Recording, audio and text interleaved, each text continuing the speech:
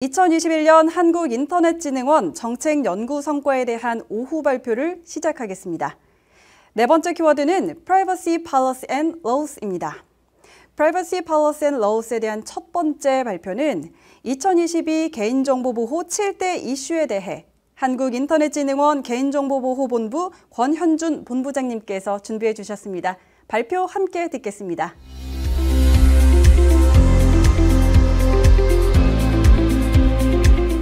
네, 안녕하세요. 한국인터넷진흥원 개인정보보호본부장 권현준입니다.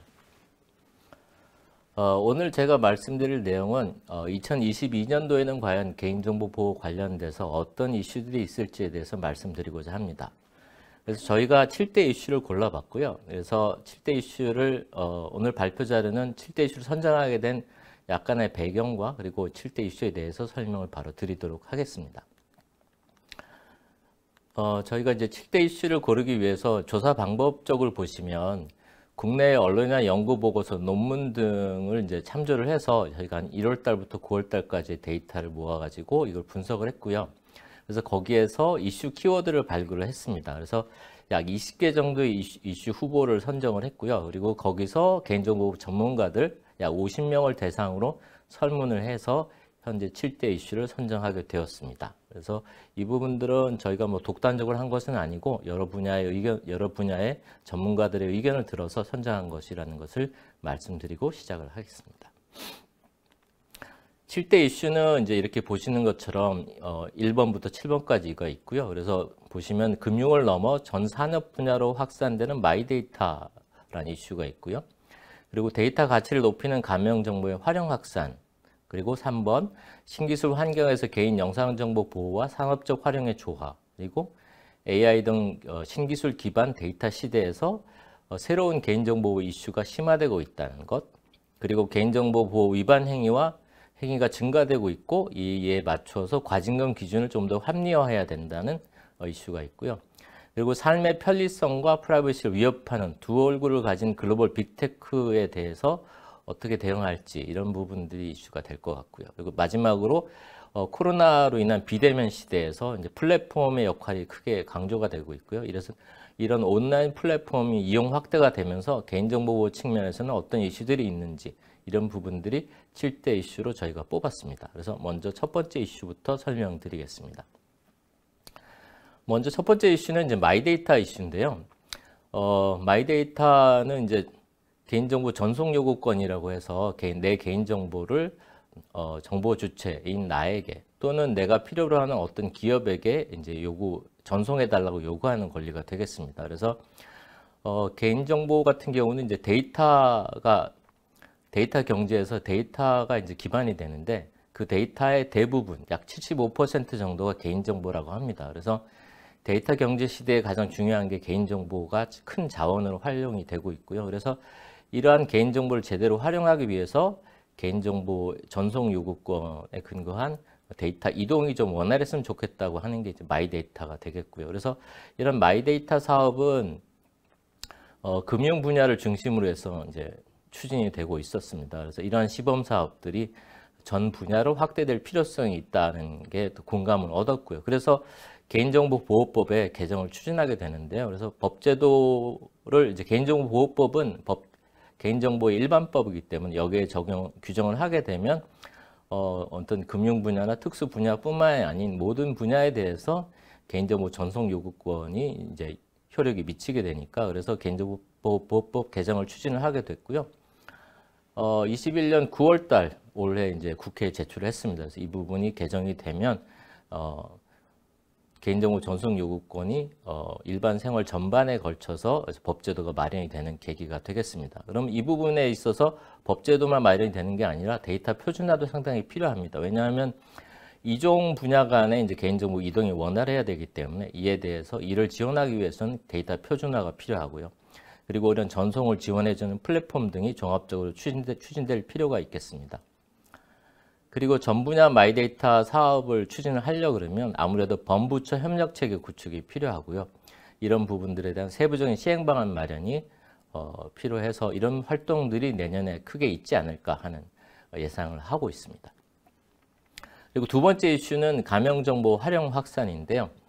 데이터 이용 활성화에 따라서 이제 이종 사업 간의 데이터 결합이 중요하다고 좀 전에도 말씀을 드렸는데, 이게 개인정보가 결합이 되기 위해서는 일반적인 그냥 개인정보로는 결합이 되는 것이 아니라 가명정보라는 것은 그 식별성을 좀 떨어뜨려서 그 가명정보에 대한 정의를 여기 적어 놓긴 했습니다만은 식별성을 떨어뜨려서 활용도를 높이고자 하는 것이 이제 가명정보가 되겠습니다. 그래서 여기 보시면 가명정보는 개인정보를 가명 처리함으로써 원래 상태로 복원하기 위한 추가 정보의 사용 또는 결합 없이는 특정 개인을 식별 불가능하게 하는 정보가 가명정보입니다. 그래서 이러한 가명정보가 활성화되어야 하고, 그리고 이런 가명정보가 이종사업 간의 결합이 제대로 될 수 있도록 해서 새로운 부가가치를 창출할 필요가 있다는 것들이 이제 그 많은 산업계나 개인정보 처리 환경에서 요구되고 있고요.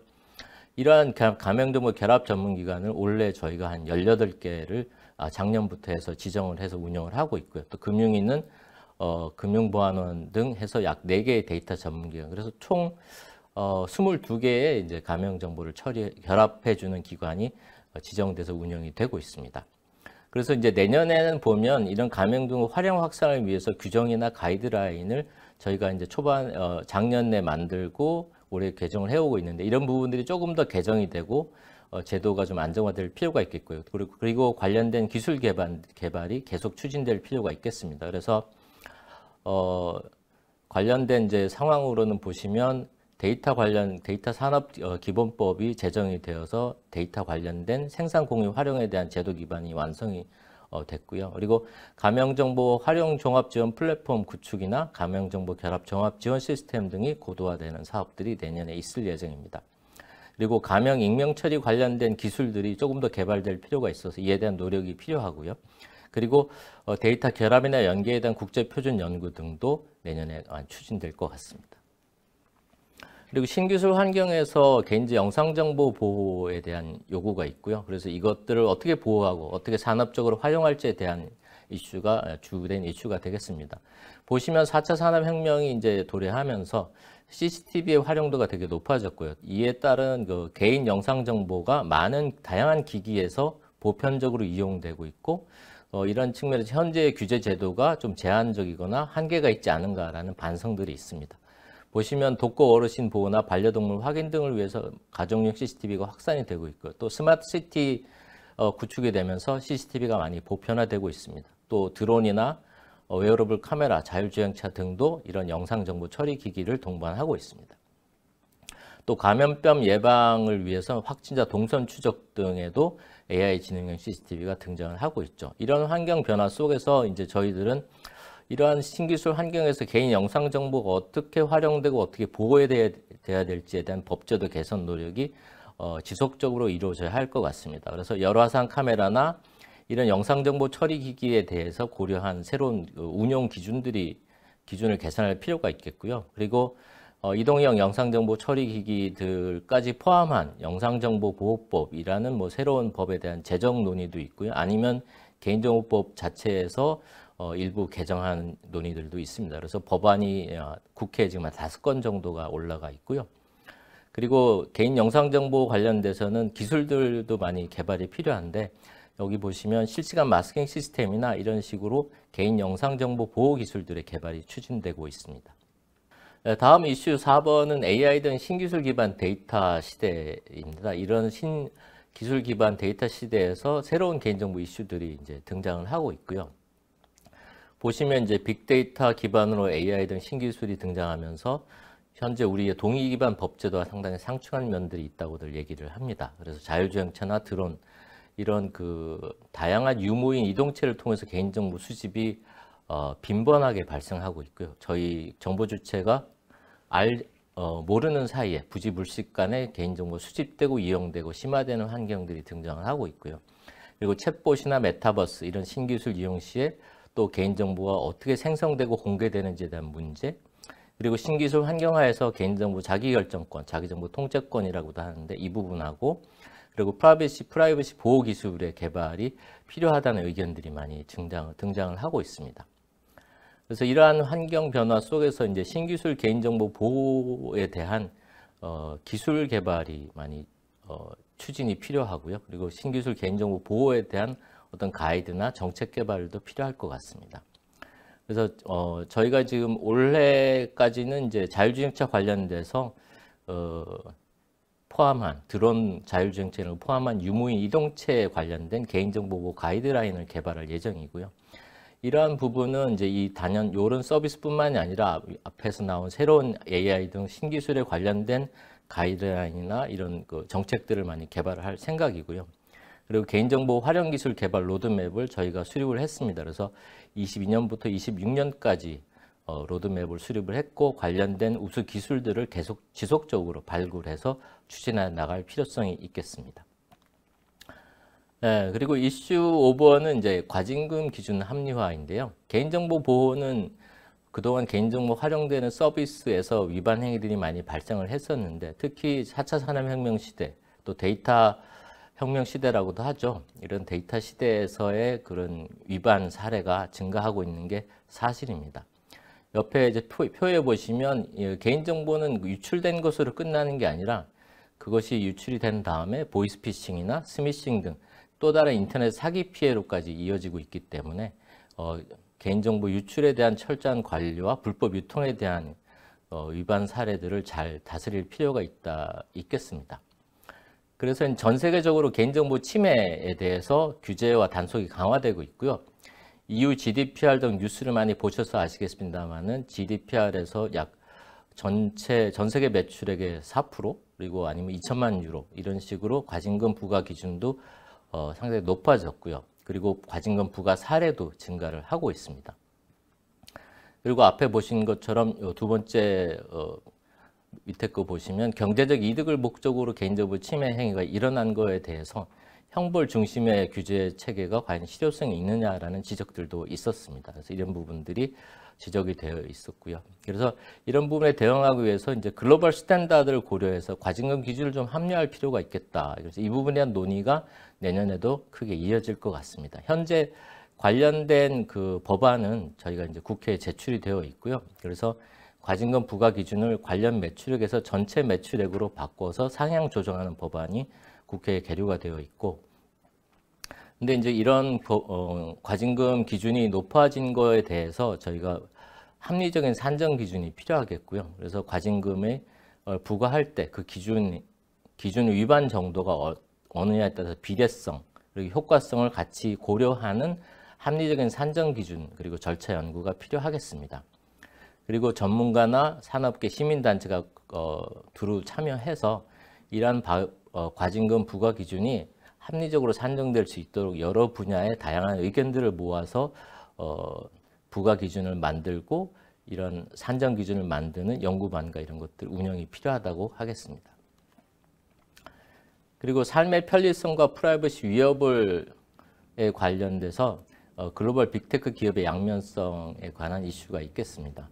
글로벌 빅테크 기업은 우리에게 삶의 편리한 서비스를 제공하기도 하지만 프라이버시 위협을 하는 요소도 갖고 있습니다.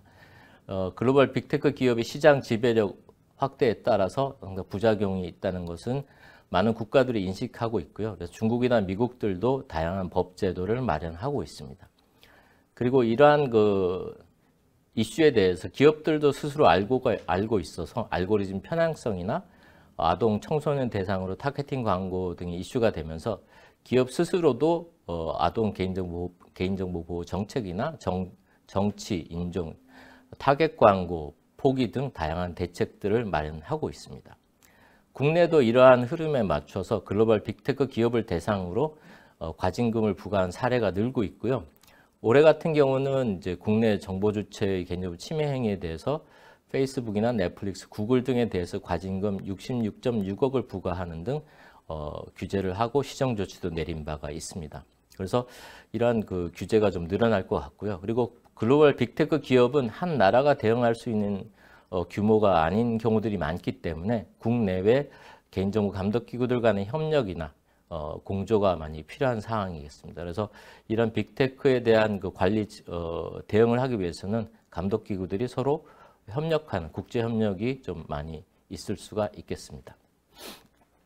그리고 마지막으로 이제 이슈는 그 코로나19 이후로 비대면 시대에 맞춰서 온라인 플랫폼 이용이 증가되고 있고요. 그래서 이러한 온라인 플랫폼 이용 확대로 인해서 개인정보가 이슈가 많이 등장을 하고 있습니다.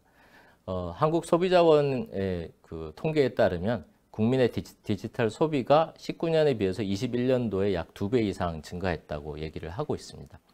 그리고 온라인 플랫폼의 거대화로 인해서 개인정보가 대량으로 수집되고 집적되면서 유출이나 개인정보 침해 위협들이 우려가 커지고 있는 것도 사실입니다. 그래서 이런 부분에 대해서 이제 정부 쪽이나 이제 규제기관 쪽에서도 많은 조사나 처분에 대해서 강화를 하고 있는데요.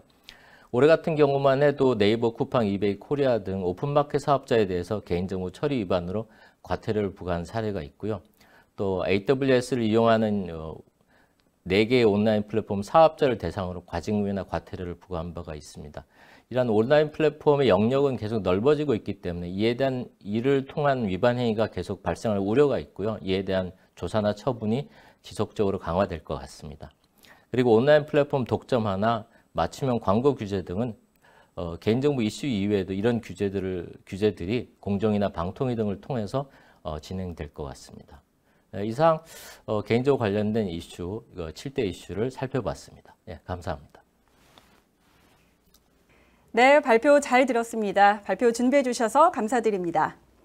이어서 개인정보보호법 2차 개정에 따른 변화 전망에 대해 한국인터넷진흥원 개인정보정책단 김주영 단장님께서 준비해 주셨습니다. 발표 함께 청해 듣겠습니다.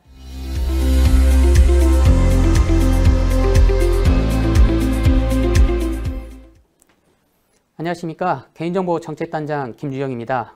개인정보보호법 2차 개정에 따른 변화 전망에 대해서 발표드리겠습니다. 발표 순서는 개인정보보호법 2차 개정 추진 배경, 그리고 개정안의 주요 내용 및 변화 전망, 향후 계획 순으로 말씀을 드리겠습니다. 먼저 추진 배경입니다. 데이터 3법이라고 보통 이야기를 하는 거고요. 개인정보보호법, 정보통신망법, 신용정보법이 작년 2월에 개정이 되고 이후에 8월 5일에 시행됨으로 인해서 개인정보 보호 컨트롤 타워가 구축이 되고 데이터 경제 활성화를 위한 근거법이 마련이 됐습니다. 또한 행안부, 방통위로 분산되어 있던 개인정보 보호 기능이 개인정보위원회로 통합이 되었고 정보통신망법에서의 관련 규정이 이관되고 가맹정보가 도입해서 확산되는 사업들이 진행이 되고 있습니다. 하지만 데이터 3법 개정 논의 시에 어떤 인공지능이라든지 새롭게 변화하는 IT 환경에서의 어떤 국민의 정보 주권 강화는 차기 입법 과제로 유보된 바 있고요. 어떤 데이터 시대에 있어서 현실과 괴리된 불합리한 규제가 여전히 존재하고 있어서 이 또한 데이터 경제 활성화의 장애 요인이 될 수 있다는 우려가 제기되고 있습니다. 이에 개인정보보호위원회는 보호와 활용의 균형 있는 규율을 통한 신뢰 기반의 데이터 경제 가속화를 위해서 개인정보보호법 개정을 추진하게 되었습니다. 개정 추진 경과입니다. 작년 8월에 데이터 3법 시행과 더불어서 개인정보보호위원회가 중앙행정기관으로 출범을 하게 되었고요. 이후에 작년 12월에 개인정보보호법 정부안을 확정을 하고 이후에 관계부처 의견 조회 및 4차의 해커톤, 산업계 의견 청취, 공청회 등을 통해서 의견을 청취하여 해당 내용을 개정안에 반영을 하였습니다. 그리고 그 내용을 지난 9월 28일에 국회에 제출을 했고 현재 국회 소관 상임위에서 논의 중에 있습니다. 개정안 주요 내용 및 변화 전망을 정부안 중심으로 말씀을 드리겠습니다. 2차 개정안 기본 방향입니다. 정부는 개정안의 기본 방향을 데이터 시대의 정보주체 권리 실질화, 그리고 개인정보 규제의 합리적 개선, 글로벌 규제와의 정확성 확보, 개인정보 보호 거버넌스 강화로 4가지 측면에서 정하고 있고요. 12가지 세부 내용을 규정하고 있습니다. 각 12가지 내용에 대해서는 개별적으로 말씀을 드리겠습니다. 먼저 데이터 시대 정보주체 권리 실질화를 위한 개인정보 전송요구권, 이동권이라고 하고요. 도입에 대한 부분을 말씀을 드리겠습니다. 데이터 경제가 활성화되면서 개인정보가 대량 수집, 유통되고 있지만 정보주체는 본인의 정보를 자기 주도적으로 유통, 활용하는 데는 한계가 있습니다. 앞으로는 더욱 확대될 것으로 예상이 되고 있고요. 이에 따라서 금융 부분은 신용정보법을 그리고 공공에서는 전자정보법 개정을 통해서 이동권에 대한 법적 근거를 마련하고 마이데이터 사업을 추진 중에 있습니다. 하지만 현행 방식대로 각 분야에서 추진을 하다 보면 완성되는 시점에 상호 호환성에 대한 이슈가 있을 수 있고요. 데이터의 표준화 부분들에 대해서도 우려가 발생하고 있는 상황입니다. 그리고 특별법에 따라서 진행이 되다 보니까 이거는 개별 분야, 소관 분야에만 해당되는 한계가 있습니다. 따라서 개정안에 있어서는 본인 정보를 본인 또는 제3자에게 전송할 수 있는 어떤 일반적 권리로서 개인정보 전송 요구권을 신설하였습니다. 이를 통해서 정보 주체의 개인정보 통제권을 강화함과 동시에 분야별 어떤 개인정보 이동권을 전 분야로 확산할 수 있는 계기가 마련될 것으로 전망을 하고 있습니다. 더불어서 어떤 특정 플랫폼 중심으로 데이터가 모이는 것을 완화할 수 있을 것 같고요. 스타트업이라든지 어떤 다양한 경제 주체들이 안전하게 데이터를 활용할 수 있는 기반이 마련될 수 있을 것으로 기대를 하고 있습니다. 해외에서도 GDPR, EU GDPR이라든지 미국의 CCPA에서 개인정보 이동권은 규정을 하고 있고요. 관련 내용은 참고를 하시면 될 것 같습니다. 다음으로 동의 제도 개선이 되겠습니다. 국내는 사전 동의 제도에 대한 과도한 의존으로 형식적인 동의라든지 동의 만능주의 관행이 지속되고 있는 상황입니다. 특히 특례로 되어 있는 정보통신 서비스 부문에 있어서는 사실상 동의만이 적법 요건으로 규정되어 있다 보니 국민들이 필수적으로 동의해야만 서비스 이용이 가능한 형태이다 하겠습니다. 더불어서 국민의 개인정보 처리에 관한 어떤 법적 고지사항을 담고 있는 개인정보 처리 방침이 실체적으로 통제하기 어렵다라는 한계도 같이 있는 상황입니다. 이에 개정안에서는 정보 주체의 어떤 실질적 동의권을 보장을 하고 기업 등의 어떤 합리적 개인정보 수집 활용을 지원하기 위한 동의제도 개선 내용을 담고 있습니다. 먼저 정보통신 서비스 특례의 필수 동의 규정을 정비해서 동의 만능주의 현상을 개선하고 동의 이외의 개인정보 적법 처리 요건을 활성화하는 내용이 포함되어 있습니다. 다음으로 개인정보 처리 방침의 적정성을 평가하고 개선이 필요한 경우에는 개선을 공고할 수 있도록 함으로 인해 할 수 있는 개인정보 처리 방침 평가제 도입도 포함이 되어 있습니다. 다음은 자동화된 결정에 대한 정보 주체의 권리 도입이 되겠습니다. AI 등 어떤 발전에 따라서 자동화된 결정, 그러니까 신용평가라든지 인사 채용 등에 있어서 자동화된 결정이 광범위하게 활용이 되면서 어떤 특정인에 대한 감시라든지 편견, 이런 어떤 신규 프라이버시 이슈가 제기되고 있는 상황입니다. 그래서 개인 의사에 반한 어떤 자동화된 결정에 대해서는 개인이 기본권이 침해되는 것을 방지하기 위한 대응권이 필요하다라는 측면에서 이번 개정안에 해당 내용이 반영이 됐습니다. 그래서 개정안에는 산업적 효용과 정보 주체 권리 간 균형을 고려해서 자동화된 결정에 대한 거부권 및 설명 요구권을 도입하였습니다. 그래서 자동화된 결정이 정보 주체의 권리 또는 의무에 중대한 영향을 미치는 경우에는 거부 또는 설명 요구를 할 수 있는 권한이 신설되었다고 생각하시면 될 것 같습니다. 다만 정보 주체의 동의가 있는 경우 법률에 특별한 규정이 있거나 계약 체결 및 이행에 필요한 경우에는 거부권 행사를 배제할 수 있는 근거도 포함을 시켰습니다. 자동화된 결정에 대한 권리 부분은 해외에서도 GDPR에 해당 내용이 정의되어 있습니다. 참고하시면 될 것 같습니다. 다음으로 개인정보 규제의 합리적 개선 내용이 되겠고요. 첫 번째로는 이원화된 규제의 일원화 부분이 되겠습니다. 데이터 3법 개정 시 정보통신망법의 개인정보 보호 관련 규정이 특례 규정으로 단순 이전 병합해서 개인정보보호법이 개정이 됐습니다. 그러다 보니 온오프라인 규제가 이원화로 되어 있어서 기업의 법 적용 혼선이 발생을 하고 이중부담이 발생하는 현실이 되겠습니다. 예를 들어 동의 없이 개인정보를 수집해서 법을 위반한 경우에 오프라인 기업의 경우에는 과태료 5천, 온라인 기업의 경우에는 관련 매출액의 3%의 과징금을 부과하는 형태로 현행법이 되어 있는 구조입니다. 따라서 이를 개정안에 담은 거고요. 정보통신 서비스 특례 규정을 폐지를 하고 일반 규정으로 일원화함으로 인해서 모든 개인정보 처리자가 대상이 될 수 있도록 해서 동일 행위는 동일 행위에 기반한 동일 규제 원칙을 적용하는 형태로 법 개정을 진행을 하고 있습니다. 규정 통합 부분에 있어서는 유사 중복되는 특례 규정은 일반 규정으로 정비하였고요.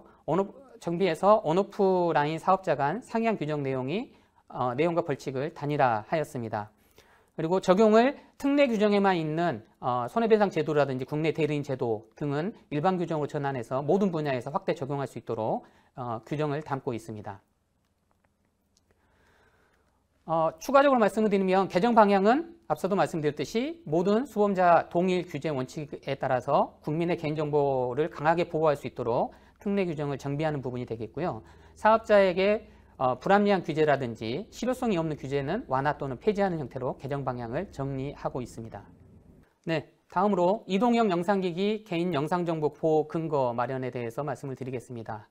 현행법은 고정형 CCTV만을 규율하고 있어서 드론이라든지 자율주행차 등 이동형 영상정보 처리 기기 특성에는 기준 제시에 한계가 있는 상황입니다. 특히 이동형 영상기기에 현행법을 적용을 하게 되면 정보주체의 개별적 동의를 요하는 등 그 의무사항이 부여가 되기 때문에 산업적 측면에서 유연한 대처에 한계가 있는 게 현실입니다. 따라서 개정안에는 공개된 장소 등에서 업무 목적으로 이동형 영상정보 처리 기기를 이용하여 개인 영상정보를 촬영하는 행위를 원칙적으로는 제한을 하되 동의 또는 법률에 특별한 규정이 있거나 촬영 사실을 알 수 있었음에도 거부 의사를 밝히지 않는 경우에 한해서는 예외적으로 허용할 수 있도록 옵트아웃 제도를 도입을 하였습니다. 다음은 개인정보 침해 조사 및 제재 기능 강화 부분이 되겠습니다. 현행법은 시정명령을 부과함에 있어 개인정보가 침해되었다고 판단할 상당한 근거가 있고 이를 방치할 경우 회복하기 어려운 피해가 발생할 우려가 있다고 인정되는 경우에 한해서만 시정명령을 부과할 수 있도록 되어 있습니다. 이는 굉장히 지나치게 경직적인 거고요. 또한 조사 거부 등에 있어서 제재 수준이 미흡해서 어떤 제도의 실효성에 의문이 항상 제기되고 있는 상황입니다. 따라서 개정안에서는 시정명령 부과 요건에서 그 단서 조항을 제거함으로 인해서 제거하여 어떤 시정명령 부과 요건을 합리적으로 개선을 하고 조사 거부 등에 대해서는 과태료를 부과할 수 있도록 상향하는 조치를 포함을 하였습니다. 그리고 개인정보 취급자의 어떤 업무상 알게 된 개인정보를 사적 목적으로 이용하는 경우에 처벌 근거를 마련하고 개인정보 처리 수탁자에 대해서도 제재 대상에 포함하는 형태로 개정을 하였습니다. 다음은 글로벌 규제와의 정합성 확보를 위한 개인정보 국외 이전 방식 다양화하게 되었습니다. 지금은 인터넷이 확산되어 있다 보니 국경 없는 온라인 전자상거래가 확대가 되어 있고요. 그러다 보니까 개인정보의 국외 이전 필요성이 증가하고 있습니다. 하지만 국외 이전 시마다 정보 주체에 대한 동의 요구로 인해서 기업 입장에서는 부담이 된다고 볼 수가 있고요. 반면 정보 주체로부터 동의를 받았다 하더라도 받았다는 이유로 어떤 개인정보 보호가 취약한 지역으로 개인정보가 이전됐을 경우에는 오히려 정보 주체의 어떤 개인정보가 보호에 소홀할 우려가 있다는 것도 같이 공존하고 있는 상황입니다. 따라서 개정안에는 개인정보의 안전한 국외 이전을 위한 동의 이외의 국외 이전 적법 요건을 다양화하고 보호 조치를 강화하는 내용을 담고 있습니다. 적정한 개인정보 보호 수준이 보장된다고 개인정보 보호위가 인정하는 국가 또는 기업의 동의 없이 국외 이전을 허용할 수 있는 규정을 포함을 시켰고요. 법을 위반하여 국외 이전을 하거나 개인정보를 적정하게 보호하고 있지 않다고 판단 시에는 중지 명령할 수 있는 권한을 신설을 하였습니다. 다음으로 형벌 중심을 경제제재 중심으로의 전환이 되겠습니다. 기업들 입장에서 가장 민감한 사안이 될 것 같고요. 개인정보 침해에 대한 책임이 현재는 담당자, 즉 개인에 대한 형벌 중심으로 이루어져 있고 실질적인 책임이 있는 기업에 대해서는 경제제재 수준이 굉장히 낮은 상황입니다. 그러다 보니까 기업들 입장에서는 개인정보 보호에 대한 투자가 이루어지지 않는, 동인이 발생하지 않는 그런 한계가 있는 상황이 되겠습니다. 그리고 경제적 제재 수단으로 되어 있는 과징금이 위반행위 관련 매출액의 3%로 되어 있다 보니까 실효성 논란도 지속 제기되고 있는 상황입니다. 따라서 개정안에서는 형벌 중심의 제재를 경제제재 중심으로 전환하는 내용을 담고 있습니다. 온라인 서비스 분야의 어떤 과도한 형벌 규정을 일반 규정에 맞춰서 정비하고 유출이 발생했을 때는 형벌 규정을 삭제하는 대신 과징금을 상향하는 형태로 규정을 정리하고 있습니다. 그래서 정보통신 서비스 제공자 등에 제공되는 과징금을 또 개인정보 처리자로 확대함으로 인해서 과징금 부과 기준은 전체 매출액의 3% 이하로 상향하는 내용을 담고 있습니다. 더불어서 위반 행위와 상응하는 비례성과 어떤 침해 예방 노력의 효과성이 될 수 있도록 고려해야 한다는 내용이 포함이 되고 있고요. 이런 과징금 산정 기준에 대해서는 별도로 연구반을 구성을 해서 합리적인 산정 기준을 도출할 수 있도록 지금 진행 중에 있습니다. 다음은 개인정보 자율보호 활성화 내용이 되겠습니다. 개인정보 축적 활용이 급증하는 데이터 경제 시대에는 정부 주도 규제만으로는 한계가 있는 게 현실입니다. 따라서 분야별 특성을 반영한 어떤 개인정보 처리자의 자율보호 활성화가 매우 중요하다고 하겠고요. 이런 내용을 반영해서 개정안에는 자율규제단체의 지정이라든지 지원 근거를 포함을 하였습니다. 더불어서 민간 자율규제단체의 자율보호 활동을 총괄 지원하고 정부하고 소통할 수 있는 자율규제단체 연합회 설립 근거도 포함을 하였습니다. 다음으로는 개인정보 분쟁 조정제도 실질화 부분이 되겠습니다. 개인정보 권리 침해가 발생을 했을 때 소송에 앞서서 신속하게 구제할 수 있는 분쟁 조정 제도가 운영 중에 있습니다. 근데 본 제도에서는 조정 신청 시 의무적으로 응해야 하는 기관이 공공기관에 한해 있고요. 그 다음에 분쟁조정위원회가 사실 조사권이 없다 보니 어떤 적극적인 조정에는 한계가 있는 게 현 상황입니다. 따라서 개정안에는 분쟁조정 요청 시 의무 대상을 공공기관에서 모든 개인정보 처리를 확대를 하고 분쟁조정위원회에 사실조사권을 부여를 해서 적극적인 조정을 할 수 있는 근거를 마련하였습니다. 다음으로 안전한 가명정보 처리 환경 마련이 되겠습니다. 가명정보의 처리에 있어 현행법에서는 파기 의무가 포함이 되어 있지 않습니다. 더불어서 반출 심사위원 등의 비밀유지 의무 누락이 있어 안전성 확보에 대한 미비점이 계속 지속적으로 논란이 되고 있고요. 이 부분을 개선하기 위해서 개정안에는 가명정보 처리 특례 규정의 일부 내용을 개정을 해서 가명정보에 대해서도 목적을 다한 경우에는 파기토록 의무화하는 부분을 포함을 시켰습니다. 더불어서 가명정보 결합 업무 수행에 대한 비밀유지 의무를 신설을 하였습니다. 마지막으로 적용의 일부 재규정 정비가 되겠습니다. 현행법상의 어떤 폭넓게 인정하고 있는 적용의 규정을 환경 변화에 맞게 정비를 한 내용이 되겠고요. 예를 들어서 감염병 예방법에서는 개인정보 처리에 관한 규정을 굉장히 구체적으로 나열을 하고 있는데 보호법에서는 적용예로 되어 있다 보니까 이 정합성에 문제가 있을 수 있는 부분이 있어서 요거를 맞추는 형태로 개정안에는 포함을 했습니다. 따라서 공중위생 목적의 개인정보 처리 항목을 수집 이용 근거로 이관을 해서 동일하게 적용을 받도록 정비를 한 내용이 되겠습니다. 향후 과제입니다. 데이터 경제 활성화와 어떤 국민의 어떤 그 권리 강화, 권리 보장 강화, 그리고 개인정보 전송 요건 강화, 온오프라인 이중 규제 해소 등을 위해서는 개인정보법 2차 개정이 조속히 개정이 진행이 돼야 할 것으로 보고 있고요. 현재 정무위에서 여러 그 산업계라든지 정부 부처 의견들을 반영을 해서 통합 대안을 마련을 하고 있는 것으로 알고 있습니다. 연내에 입법이 되기를 바라보는 개인적으로는 바람이 있습니다. 이상으로 제 발표를 마치도록 하겠습니다. 네, 발표 잘 들었습니다. 준비해 주셔서 감사드립니다. 이어서 Privacy Policy and Laws의 마지막 발표입니다. 개인정보 보호 활용 기술 R&D 로드맵에 대해 한국인터넷진흥원 데이터 안전활용단 심동욱 단장님께서 준비해 주셨습니다. 발표 함께 듣겠습니다.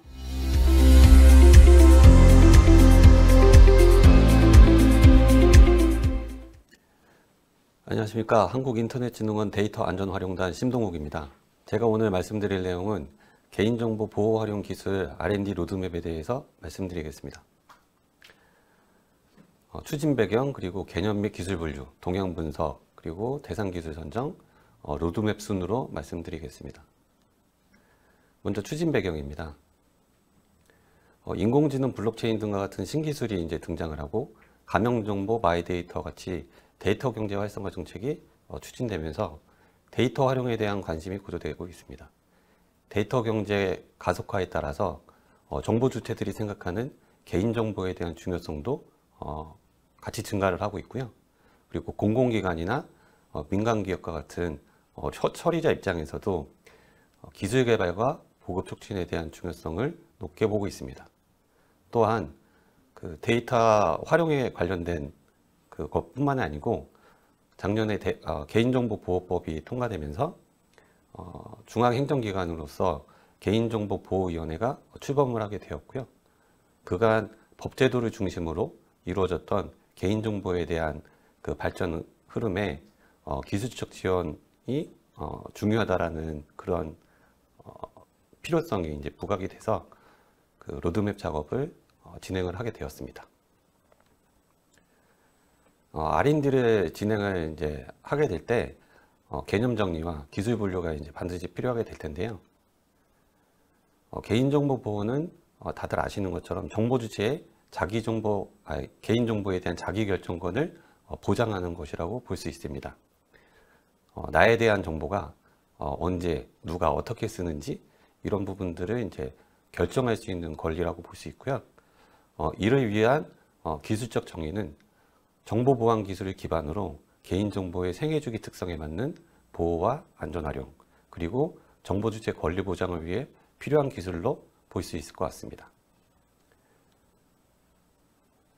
그 R&D를 할 때 기존에 있던 이제 R&D와의 어떤 중복성이나 이런 것들을 감안을 해서 정부 투자에 대한 그 실효성을 이제 살펴볼 필요가 있을 텐데요. 아시는 바와 같이 그동안 정보 보호에 대한 R&D 투자가 지속적으로 잘 이루어져 왔습니다. 그러면 정보 보안 기술 그 R&D를 가지고 그 프라이버시에 대한 위험을 해소를 할 수가 없는지 이 부분에 대해서 좀 따져볼 필요가 있다고 보는데요. 예를 들면은 외부 침입, 해킹과 같은 외부 침입으로 인해서 개인정보가 유출이 되면 이 부분은 도식에서 보는 바와 같이 사이버 보안과 관련된 프라이버시 침해 사고라고 볼 수 있습니다. 물론 개인정보 유출과 무관한 사이버 보안 위험도 당연히 있고요. 반대로 데이터 처리 과정에서 발생하는 개인정보 침해 사고도 또한 존재합니다. 특히 정보 주체에 관한 권리 보장 부분들은 사이버 보안과는 좀 다른 그런 영역에서의 프라이버시 위험이라고 볼 수 있습니다. 이런 논점에서 미국에 있는 니스트 같은 경우에도 사이버 시큐리티 프레임워크와 프라이버시 프레임워크를 구분해서 보고 있습니다. 관련돼서 그러면은 개인정보 보호 활용 기술과 정보 보안 기술의 관계 설정이 이제 필요할 수도 있을 텐데요. 도식에서 이제 하단에 보시는 것처럼 일반 정보나 시스템에 관련된 그런 정보 보안 기술들이 이제 기반이 될 수 있을 것 같고, 그리고 개인정보에 대한 처리 라이프 사이클에 따라서 개인정보가 수집되고 보유 활용되고 제공, 파기, 그리고 정보 주체 권리 보호까지 이 컴플라이언스를 서포트할 수 있는 그런 기술적인 내용들이 상호 보완적인 관계로 발전할 수 있을 것이라고 보고 있습니다. 이러한 개념과 기술 분류를 가지고 이제 봤을 때 정의와 개념에서 분류 체계가 반드시 이제 필요할 텐데요. 이런 분류 체계를 다음에 설명드릴 동향 분석이나 이런 것들을 통해서 진행을 이제 하게 됐고요. 여기에서 이제 분류 체계를 보시면 정보 주체 권리 보장, 그리고 유노출 최소화, 그리고 개인정보에 대한 안전한 활용, 크게 이제 세 가지 그 카테고리로 구분을 할 수 있고요. 정보 주체 권리 보장 같은 경우에는 정보 주체 동의받아서 처리하는 부분, 그리고 이에 대한 통제권, 그리고 그 신원 정보 자체에 대한 관리와 그리고 부정 사용 등에 대한 개인정보 침해 대응으로 이제 세분화할 수 있을 것 같고요. 그리고 개인정보 유노출 최소화 같은 경우에는 그 생애 주기에 따라서 기획설계 단계에서는 PBD를 적용하는 그런 기술들이 이제 필요할 수 있고, 그리고 수집한 개인정보에 대한 탐지, 그리고 이용 제공 시에 개인정보를 관리하는 부분, 그리고 목적 달성했을 때 보관 기간이 이제 만료됐을 때 개인정보를 안전하게 파기하는, 그리고 마지막으로 개인정보 안전성 확보에 필요한 사항들로 구분할 수 있을 것 같습니다. 그리고 마지막으로는 개인정보에 대한 안전한 활용 부분인데요. 데이터 이제 경제 확산과 그리고 새로운 기술들이 이제 변화되면서 비식별 처리 같은 안전 활용 기반 기술, 그리고 서비스 응용 기술, 그리고 마이 데이터와 관련된 기술, 그리고 생체 정보를 처리하는 기술, 그리고 보건 의료나 교육과 같은 여러 분야에 대한 융합 프라이버시 관련된 사항, 인공지능 프라이버시 이런 식으로 세분화해서 구분할 수 있을 것 같습니다. 이 각 소분류별로 요소 기술은 참조를 하시면 될 것 같고요. 이런 그 분류 체계를 이제 뽑기 위해서 관련된 동향을 이제 살펴보게 됐는데요. 우선 정책적으로는 우리나라 같은 경우에는 디지털 뉴질 전략으로 데이터 경제 활성화하고 추진 중이고, 아시는 바와 같이 개인정보보호법 등 같은 데이터 3법이 작년에 개정이 돼서 시행 중에 있습니다. 유럽의 경우에는 GDPR이 시행이 이제 되고 있고, 이 GDPR이 전 세계적으로 영향을 주면서 미국 같은 경우에는 캘리포니아주를 시작으로 개인정보보호법이 각 주별로 그 제정이 되는 그런 현상을 볼 수 있고요. 마지막으로 중국은 올해 처음으로 개인정보보호법을 제정해서 시행에 이르게 되었습니다. 시장 상황 같은 경우에는 좀 안타까운 일이지만 개인정보에 대해서는 좀 시행성이 좀 부진하거나 미흡하다라고 보고 있고요. 그리고 관련된 그 현황 자료들이 좀 부재한 상황이어서 작년에 개인정보위가 별도의 이제 연구 과제를 통해서 추정한 규모로는 한 6,500억 정도로 추정을 하고 있습니다. 해외 같은 경우에는 데이터 프라이버시 마켓으로 20년 기준으로 17조 원 정도로 추산을 하고 있고 30% 이상의 고성장을 전망을 하고 있습니다. 그리고 유럽이나 미국 등 선진국에서는 관련된 규제 강화 흐름에 따라서 다양한 그런 솔루션들이 출시되고 있다고 보고 있습니다. 한편 이제 미국의 개인정보 관련된 비영리 단체인 그 Future of Privacy 포럼 같은 경우에 향후 10년간 주목해야 될 10가지 개인정보 보호 강화 기술에 대해서 그 제시한 바도 있고요. 그리고 ITUT나 ISO 같은 국제 표준 단체에서도 개인정보 관련된 표준 분야 확대가 이루어지고 있습니다. 이런 동향과 그 다음에 분류 체계를 기반으로 분석한 내용들을 토대로 개인정보 보호 기술에 대한 발전 방향을 이제 도출을 했고요. 이 도출된 그 사항을 토대로 예를 들면 시장을 확대한다든지, 그리고 처음 하는 개인정보 그 R&D만큼 특화된 연구 기반을 마련한다든지, 그리고 인력 양성과 일자리 창출, 그리고 법제도 준수와 개인정보 활용 간의 연계를 강화하는 등 개인정보 보호 생태계 조성에 대한 효과를 기대하고 있습니다. 각계 전문가들과 같이 이제 논의를 통해서 총 18개의 그 후보 기술을 이제 도출을 했는데요. 이 도출된 후보 기술에 대해서 정부 R&D 지원 필요성이라든지 위험성과 도전성, 그리고 사회 문제 해결성, 그리고 국산화 필요성 등을 종합적으로 고려를 해서 그 다음에 설명드릴 총 11개의 그 핵심 기술 과제를 도출하게 되었습니다. 네, 여기부터가 이제 개인정보 보호 활용 기술 개발 로드맵에 담겨 있는 총 11개의 핵심 기술 이제 안이 될 텐데요. 큰 분류상으로 첫 번째 이제 정보 주체 권리 보장을 위해서는 개인정보 동의 관리 기술, 그리고 정보 주체의 온라인 활동 기록 통제 기술, 그리고 다크웹상에서의 개인정보 거래 추적 및 차단 기술이 있을 수 있고요. 그리고 유노출 최소화 부분에서는 비정형 데이터 개인정보 탐지와 개인정보 파편화 및 결합 기술, 그리고 비정형 데이터의 선택적 개인정보 파기 기술이 기술안으로 도출되었습니다. 마지막으로 안전한 활용 부분에서는 가명 익명 처리와 결합 기술, 그리고 이에 대한 안전성 평가 기술, 마이데이터와 관련된 기술과 개인정보 변조 및 재현 데이터 생성 기술, 그리고 프라이버시 보전 개인 맞춤 서비스와 관련된 기술로 총 11개의 핵심 기술안을 도출을 하였고요. 이후에서는 각 11개별로 핵심적인 개념에 대해서 설명을 해드리도록 하겠습니다. 첫 번째는 개인정보 동의관리 기술인데요. 예를 들면 처리자 입장에서는 IoT와 같은 그런 복잡한 그런 환경에서 개인정보 그 동의를 좀 더 손쉽게 관리할 수 있는 그런 기술적 지원을 의미할 테고요. 정보 주체 입장에서는 그 알기 쉬운 동의제도 실현을 위한 필수 기술로서 이해가 될 수 있을 것 같습니다. 그리고 정보 주체의 온라인 활동 기록 통제 같은 경우에는 검색이나 쇼핑 그리고 소셜 서비스 같이 여러 다양한 그런 온라인 그 활동상에서 정보 주체의 그 내역들이 이제 기록이 될 텐데 이런 부분들이 정보 주체를 주체로 정보 주체가 그 주체가 돼서 통제할 수 있는 것들을 도와주는 그런 기술이 필요하다고 보고 있습니다.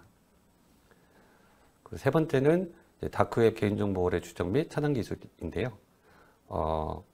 지속적으로 지금 얘기가 나오고 있는 것처럼 다크웹상에서 우리나라 국민들의 개인정보가 불법적으로 유통 거래되고 있다고 언론 보도가 이제 나오고 있습니다. 관련돼서 보시는 바와 같이 그런 불법 거래들을 모니터링하는 것들을 중점적으로 해서 어떻게 하면은 그런 불법 유통 거래를 최소화하고